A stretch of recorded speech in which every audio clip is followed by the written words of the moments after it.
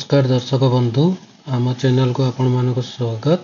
आज आम बनवा आंब जेली। आंब जेली बनवा प्रथम दुईटी आंब नवा ताको भल भाव छड़ई की कोरी दवा ताको गोटे प्लेट रे भल भाव कोरी देकी रखिबा।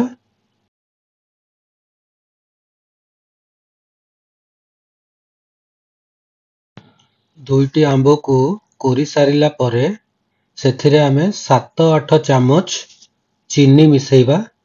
चीनी मिसेइला परे ताको भल भाव गोले दवा। गोले देकी ताको 10 मिनिट पर्यंत छाड़ी दवा। 10 मिनिट आमे छाड़ी देले सेथिरु आंबरु पानी बाहरिबो।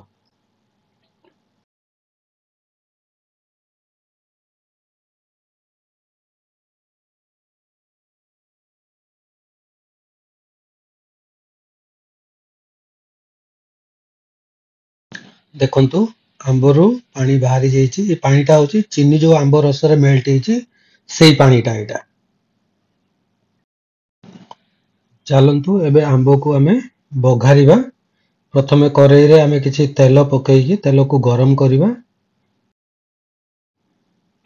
तेल गरम हे गला परे सेथिरे आमे कळा सोरिष आउ किछि हेंगु दुईटी कंचा लंका पकेइकी ताको भाजीबा।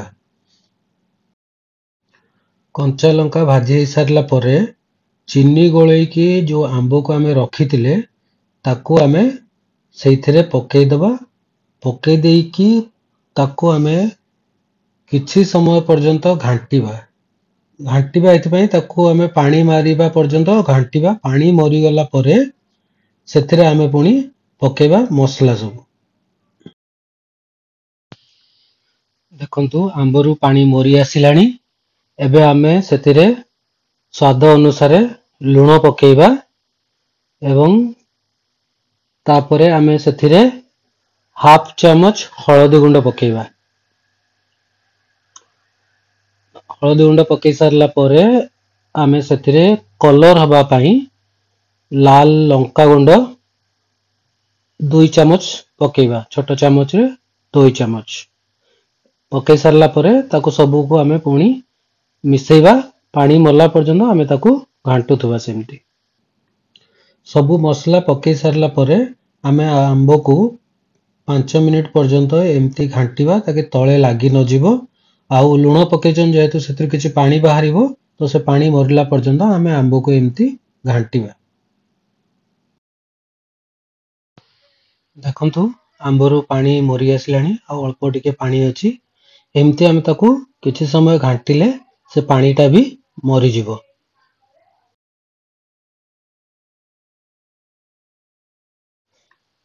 देखंतु आंबरु पानी पूरा मरी आसिलानी। जेली प्राय हमर हेई गलानी। आउ अल्प समय को घांटीबा। घांटीले ये पूरा हेई जिवो। एबे आमे जेली रे जीरा गुंड अल्प जीरा गुंड मिसेइबा जा फल रे यार स्वाद टिके भलो आसीबो आउ स्मेल भी भलो आसीबो।